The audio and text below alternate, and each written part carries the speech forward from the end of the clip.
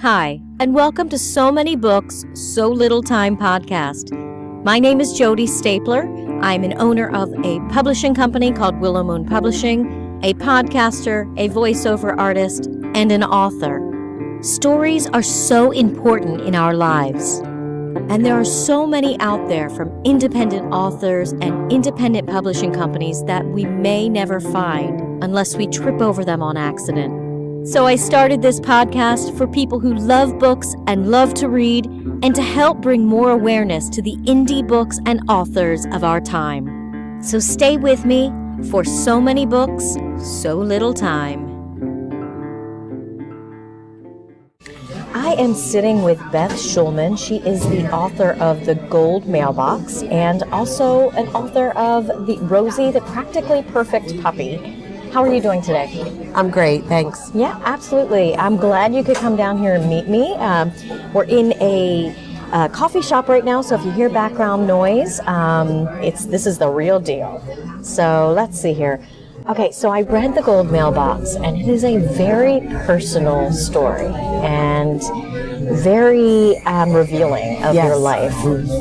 Why don't you tell us a little bit about it and maybe what made you decide to write it? Sure thing. Well, The Gold Mailbox, as you said, it's a memoir, so it is a true recount of my childhood, mostly from the time I was about 7 until early adolescence. And it's a story of my sister and me going through some rough times with mom who had MS and who struggled in her own ways, and a divorced family situation. And there's abuse in this story, there's survival, there's themes of resilience and maybe not overcoming what we've been through, but owning it. And my expectation about the book, why I wrote it, was because I felt that I was living such a middle class, typical suburban lifestyle at the time that I started writing it. I was a teacher and a mom and had that, the house and all that. I had what I had always hoped to have, but there was still a piece of me that felt like I didn't fit in, that there was something really about me that was different and shameful even. Yeah. And as I began to get a little more in touch with my past and what I had been through, even though I thought it was over, and I thought that I'd overcome, and I had a master's degree, and I was, again, I had achieved what I had set out to achieve with the husband and the house and the 2-car garage and all of that. There was something that didn't feel right, and that is kind of what motivated me into starting to describe some of my experiences. I started going to therapy, and some things started coming out. So initially, I didn't set out to write a memoir, really. I just set out to understand why I was responding in certain ways and why I felt certain ways in adulthood. And I'd started as a journal and then evolved into more. It is a great read. Growing up in the 80s, a lot of things in it reminded me of course, childhood. Of course, it was almost, and I think you mentioned it in the book at one point, it's almost like an after-school special.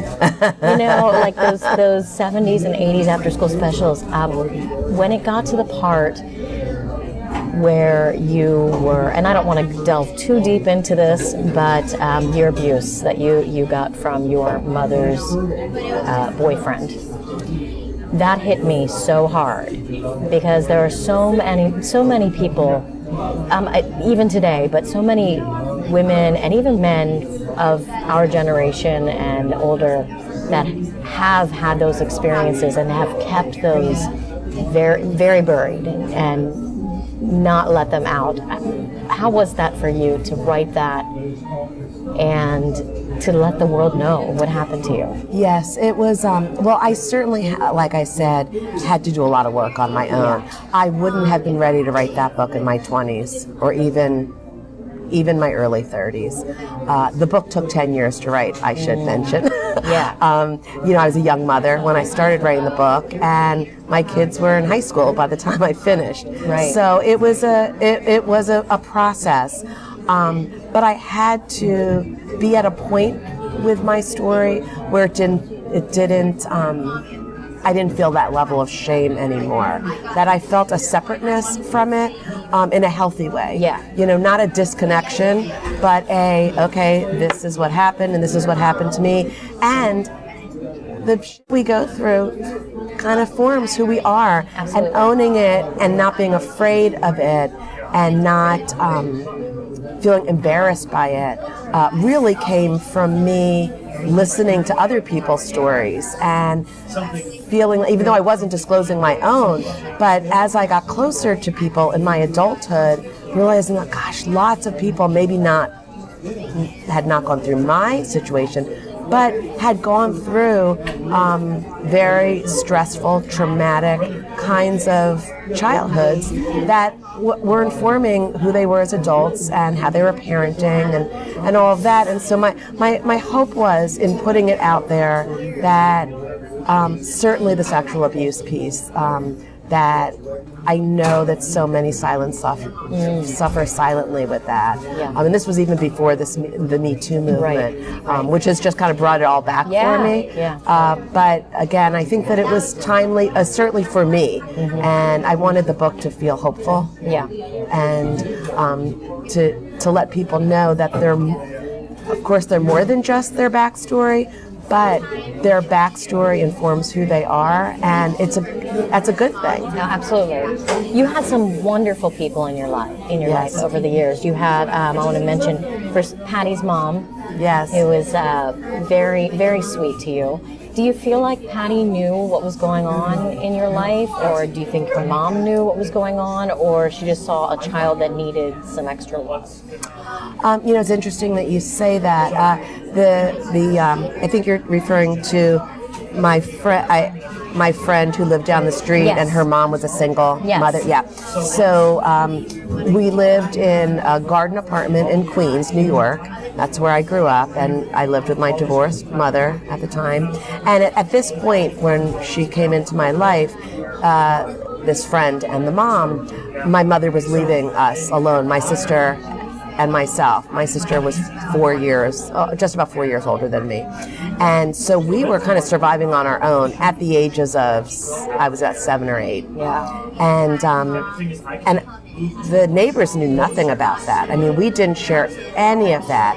I don't think that this mom, because we didn't disclose any of it. Right. We were very quiet and private, as many children suffering with abusive parents are, because you also have a loyalty to those parents because they're the power people in your Absolutely. life. So we didn't disclose to anybody. So I don't think she knew, and I know for sure she didn't know because thankfully through Facebook, I reconnected with both my young friend and her mom, and who now live in Florida. And when I shared the story with them, sent it to them, they both were floored. They had no idea that I was going through that. Also, the mom had no idea the impact that she made in my life. Yeah. She was going through her own stuff. Yeah. She was a struggling single mom. Yeah. She was going through lots of stuff, and again, there's such a lesson in that kindness. We you don't have no know. idea what you're doing for someone else. Yes. And just the slightest bit of kindness is so far-reaching. And as a teacher, I definitely see that. I could teach kindergarten, and that's why I went into the field, is because you just don't know how you're shaping someone. Right. And how interesting that you chose a career that is helping children of an age where we're starting to have your own issues. That's very telling. Yes, it is. Yeah, very much so. Another, of course, your father was there but not there. But I don't think that was because of his wanting. Do you feel like that was your mother, like keeping him out? Yes, that's insightful of you as a reader. I'm glad you got that from the book, because my father, when I first wrote this went through many, many drafts, Right. as all books do. And I worked with some professional authors who were really helpful to me in just the craft of writing. Right. And I love to write, but I never saw myself as a writer. I was Yeah. a teacher. Yeah. So one of the pieces of feedback that I got from one of these professional authors who really made an impact in my life and in my book, she said, you never mention your father. The first draft of the book, I don't even know that I noted that I even had a father. Right. You know, and that's how silent I felt he was. Mm-hmm.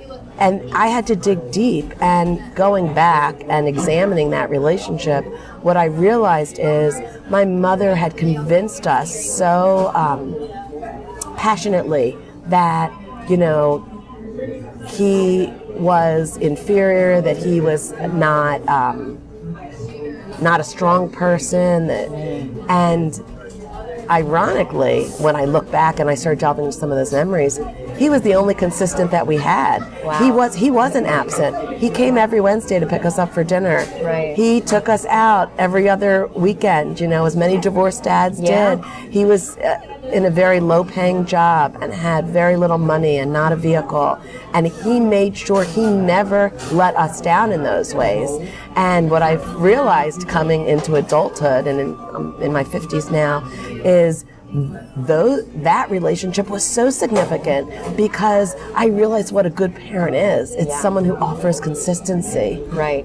Now, why didn't you and your sister ever tell him what was going on at home? I remember talking to my sister about it at the time. Yeah. You know, should we tell? Yeah. And I was the younger sister, and she definitely took the lead she was a mother to me. I mean, she was, I'm assuming you got that from the book. Right, She was absolutely. really kind of a parentified kid and very mature. Mm-hmm. And had to be the adult. Yeah, absolutely. And she would always say, he can't handle it. He can't do anything to help She was looking out us. for everybody, actually. Yes, she was. Yeah. She was a caretaker from a very, very young age. Yeah. She became a social worker. No. Wow, okay. There you go. I was going to ask you where she has led with her life, because it could go either way. Yes, it with could. People that have grown up with being parentified for one thing, but also living with that kind of trauma. So I'm glad that she chose a career and a future that really was helping. Yeah. Yes. Yeah. And then of course your aunt and uncle. So you went to live with them.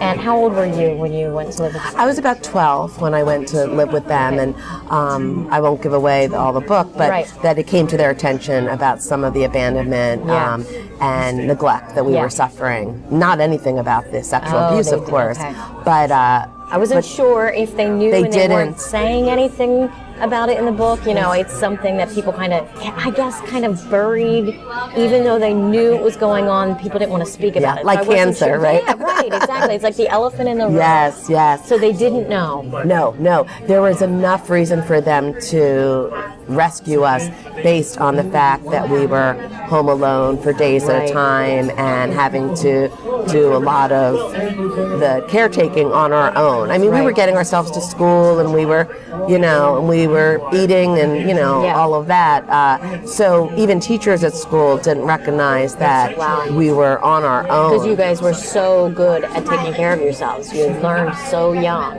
And again, I credit my sister for that. Absolutely. She was being the older sister. She really was the caretaker. Yeah. Now, reading the book, it made me wonder sometimes if your mother didn't have other issues other than just the multiple sclerosis that she had. Do you feel like maybe she was bipolar? Or? Yeah, I do. And I've done a lot of research around. She's gone now, I should say, and as is her boyfriend. And when I was writing the book more seriously, when I got into really forming it into a memoir, I got really curious about my mother because I'd always seen her as the villain, for sure. Right. And I just, as I was a parent then, I just couldn't imagine what she was thinking, right? Yeah. So I started getting more in touch with all of her family had moved out to California. So I started reaching out to aunts and uncles, her siblings, who I didn't have a close relationship with, but I wanted to learn more. I wanted to figure it out. And all of the people who I interviewed, again, had no idea of what was going on because my mother was very good, probably a pathological liar in some ways, very good at covering up and making up reasons about why we lived with my aunt and uncle and that sort of thing. So they were appalled and outraged and saddened that they didn't know. Of course, they were on the West Coast. Unanimously, though, they all spoke about my mother in a way that described her as the life of the party or one extreme or another, which is how I experienced her as well. I mean, she was really high or really low. And I've also since done some research on MS because I've been curious about that. And not always, but after writing the book, that helped inform me. And it actually made me, forgiveness is a big word, but it made me come to terms with who my mother was, because not only do I think she was bipolar and just not diagnosed, which is what all of her relatives felt, but because she got the MS at such a young age, shortly after she had me, which is about 23 years old, I'm researching a lot about the disease, and it does affect your personality and your ability to reason, and some people, and that is one effect, and that is one of the effects of MS. And so I think there were a lot of things going on for her, and the more I learn about mental illness, bipolar, multiple sclerosis, it really has opened me up in a way that I never thought I'd get to that point of feeling compassion for her. And the book helped with that. The book was very cathartic in that process. I would think it would, very therapeutic. Yes. And I think going back and looking on things with an intelligent, adult, logical mindset helps a lot with healing processes from when we're younger. So what is the most important thing that you hope that readers take from your book? I want to comment on just one other thing that you said before we get to that. That whole intellectualizing, like as an adult, how we can see things so much more clearly. Time just allows us the maturity and the distance to look at our lives and understand them, looking back, and that we maybe couldn't have had that insight. I wouldn't have had that insight at 20 or even 30. That is why I chose to write the book from a child's voice. So the book is written from my 7-year-old voice, and then it evolves into, I guess it ends when I'm about 14. And that felt so much more authentic because I started writing, one of the first drafts was me writing as an adult looking back, and there was a coldness about it. There was a disconnect. There wasn't that feeling. And I thought the only way I can convey that, what I really went through, is to go back and see it through a child's eyes. And I think part of my career, being a teacher, being around children all the time, I'm very tuned into what that voice sounds like because they're my colleagues. They're the people that I work with, the little people I work with. So that's why I chose to write it from that point of view, because the other was too disconnected. I could see that. And the message, to answer your question, the message I wanted people to get, and I hope that readers get from it, is that what we go through, our past isn't something to run away from. It's something to embrace, and it's something to own. And every one of us has a story, and all those stories matter, and it's what connects us as humans. And as soon as I think too often what happens is people feel so alone and so isolated in their own grief or depression or anxiety, and they're trying so hard to cover that up. I know I was there. That it alienates you from one another, because then you only have the illusion of what people are. And I think our stories at the core, where we came from, our backstory, is what will connect all of us and unite people, as opposed to polarizing. Yeah, absolutely. Absolutely. We have this view of someone where we think they are from the outside, the cover of the book. And unless you really come out and explain things going on in your life, people just see you as that perfect social media, Facebook personality where I think it's great that you came out and let everybody know, hey, this is me, this is who I am. And I think these kind of books and these kind of stories will help other people start to heal themselves and be able to come out with their stories as well. I sure hope so. That is absolutely my goal, and even if it has helped one person, I feel like it was worth it was a grueling process. It was not easy. It was hard, and it was sad, and there was a lot of emotion, obviously. As opposed to my other book, which is a children's book that I wrote afterwards, which was just light and airy and fun, a whole different kind of writing. Yeah. But I think that I needed to put that memoir out there, and now my hope is I'll go on and write some more children's books, because that's what's fun, and that's what feels light and airy. So what advice would you say to people, before we move on to your children's book, that maybe want to start writing out some of the stories from their past, or maybe not turn it into something that's published, but just to help themselves heal? Yeah, that's a good question. What helped me, two things that helped me. One was I took part in a lot of writers groups. So what helped me is having an audience. Now, some people I'm an extrovert, you know. So some people just journaling, and that would be enough for them, for sure.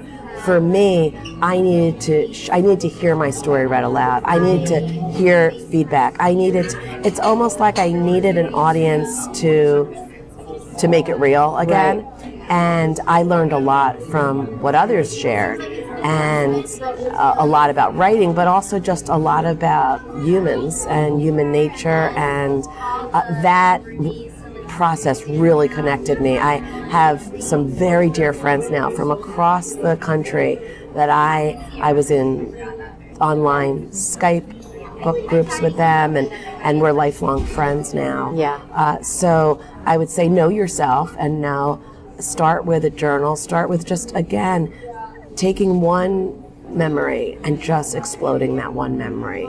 Writing deeply about one little thing as opposed to trying to write everything all at once. Mm-hmm. Last question about this book.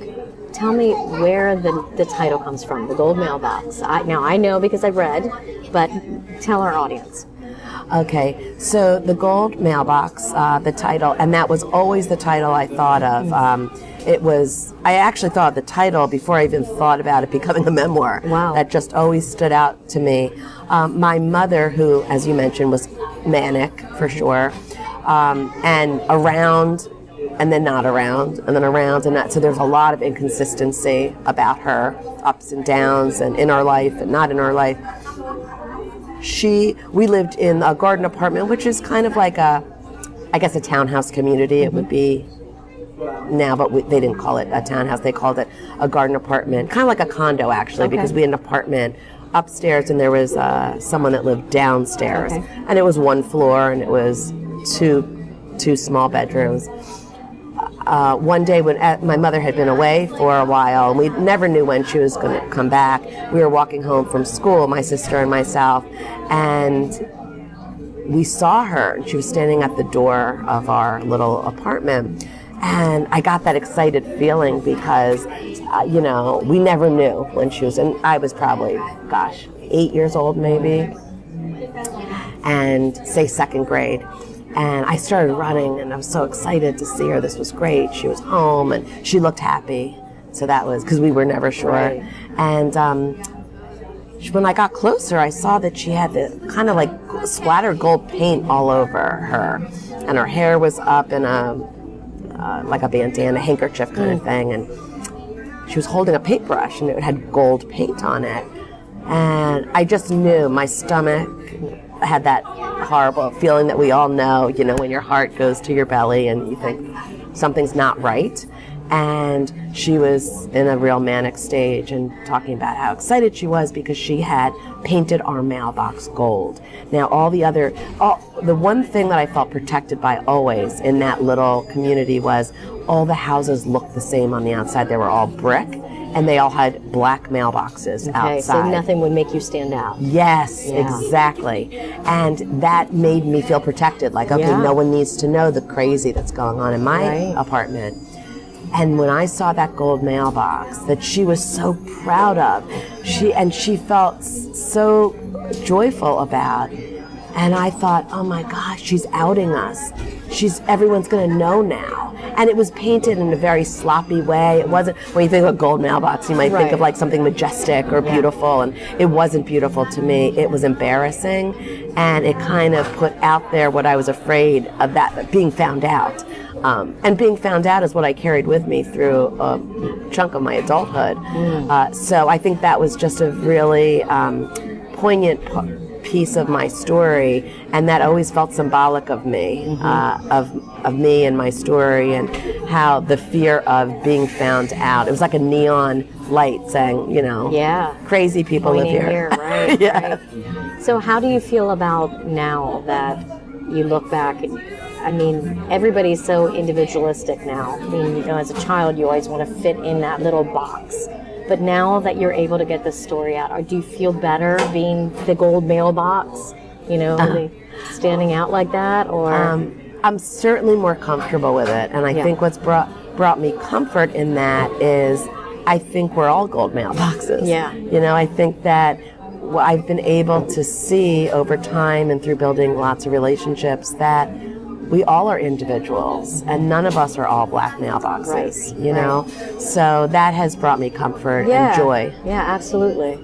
So definitely, it's an awesome read. It's a great read. Of course, it's very emotional at times, but it has a good ending. It's a happy ending.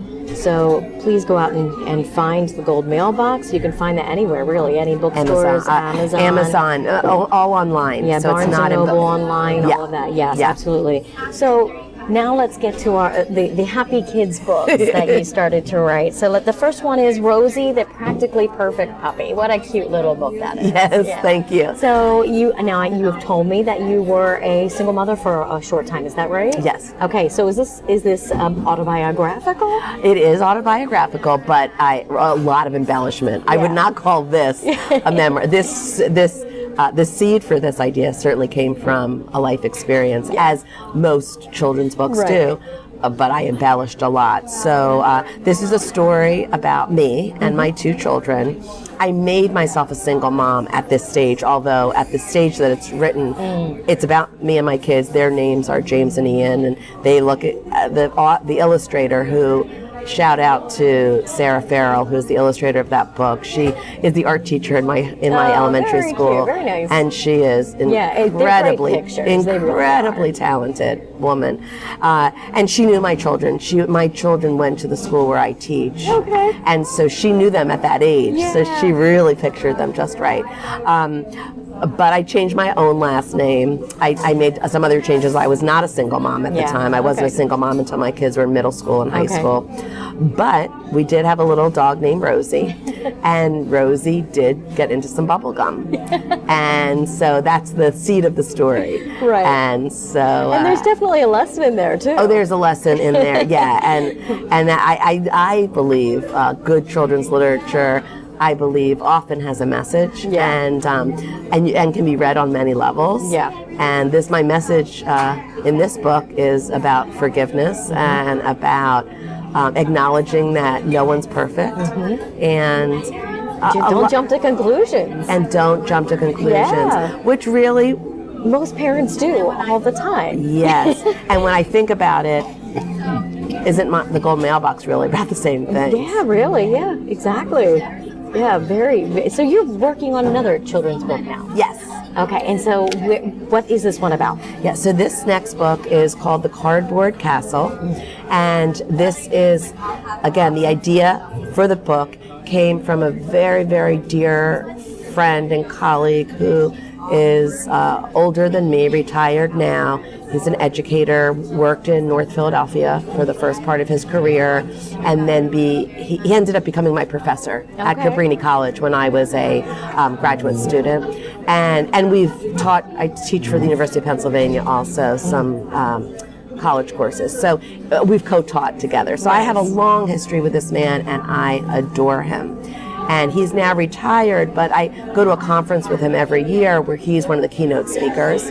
and he was giving his keynote speech at this conference for educators, and he recounted this story that was about when he was first teaching as a young man and a Vietnam vet in North Philadelphia, and how he was really sad about the confines of the curriculum and how rigid it was, which it's become that way again. Right. And this was probably 60s, I guess. And he told the story about how he was a young teacher. He was just fed up with it all, and he brought in cardboard boxes, and just had the kids one day just create something from this cardboard box. And so he was ahead of his time for sure in the realm of creativity and project-based learning. And so I got this, the idea, the seed of the story definitely came from him. And he talked about one particular student who I call Stella in the book. And I don't name him by name either. I changed his name. But I did get permission from him. I went up to him at the end and I said, "You've got to write this story. This is a children's story.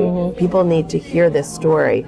And whereas my other book, my Rosie book, it's cartoonish, and I would say it's for pre-K to 4th grade maybe.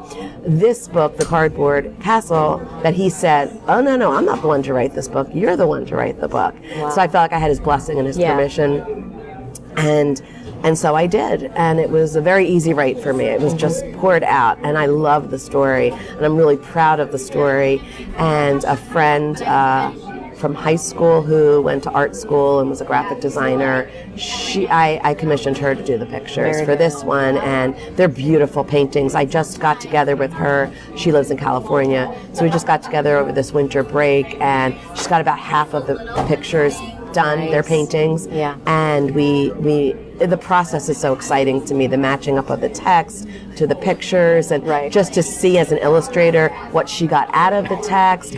And most writers of children's books don't have that benefit of being able to collaborate with the illustrator. Many times the illustrator is chosen for them. Right, by the publisher, right. Yes. Which is my favorite part to do, actually. Yes. Yeah. As a publisher? Yeah, as a publisher, yeah. That's working with the illustrators is honestly the most fun for me. So, and it has been for me too, as an author. Absolutely. With both of the illustrators, they have very different styles, but I feel like the pictures are what makes a story come to life. Right. Now, what age range is this for? I would say this is more 3rd through maybe even middle school. Okay.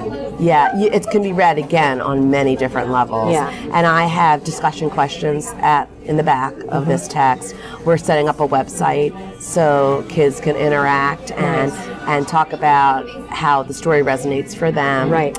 And we just like I do assembly programs with the illustrator of the Rosie book, my hope is that I'll do assembly programs with this illustrator with this new book as well. Very good. And when do you think that one will be out?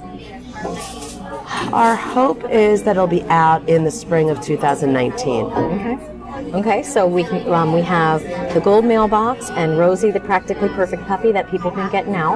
Yes. And then the Cardboard Castle, and that is also, of course, by me and a different illustrator. But yeah, I hope people will look for that. Okay, yeah, very good. And where can they see you? Are you out talking or doing any book signings or anything like that? Not as much now. I took a sabbatical right after writing the memoir, actually, and then in the time of the sabbatical, I wrote the Rosie story too, because that was a dream of mine. So I took 6 months off from my teaching job, and I did a lot of speaking engagements during that time. Now that I'm working full time, I love going to book clubs and talking about my memoir. And that's one of my favorite things to do. So I'm very open to that. There's no charge for that. I just like to hear people's responses. Yeah. And so, like I said, I did a lot of that for a period of time around 2016. Haven't done as much of it, but would love to. And I'm very open. If anyone wants to contact me, this book was published through Owl Publishing Company, so that you can go on their website also and get information about how to get me to but again, there's no cost in going to a book club or doing a signing. Right. I'm happy to do that. Okay, and do you have a website that they can contact you and find you? I did and I don't anymore. Okay. How about a Facebook page? Yes, I do have a Facebook page. I just want to thank you, Beth, for meeting with me today and talking with me about the book, for writing this book. It's so deep and so poignant, and especially right now with everything that is going on with Me Too. So thank you so much for joining me and talking about it today. Thank you so much for having me. It's been a pleasure to speak with you. Find and read The Gold Mailbox. This moving memoir is a roller coaster of loss and transition, held together by the reminder that love and family run deeper than we ever imagine. And Rosie, the practically perfect puppy. Your young reader will laugh out loud at the misadventures of Rosie while learning that nobody is perfect and even adults can make mistakes. I want to thank Beth Schulman for joining me and talking to me about this moving and personal memoir that she wrote. And I want to thank you for joining me on So Many Books, So Little Time. Let me know what books you're reading, what authors I should interview, and give me your suggestions and comments. Make sure you subscribe to So Many Books, So Little Time podcast so that others can find me and all the great indie books and authors that I'll be sharing throughout this podcast. You can join me on Facebook, Instagram, and Twitter at So Many Books, So Little Time podcast, and you can check my website out at jodistapler.com or email us at somanybookspodcast@gmail.com. Thank you for joining me, and come back next week when we delve into another story.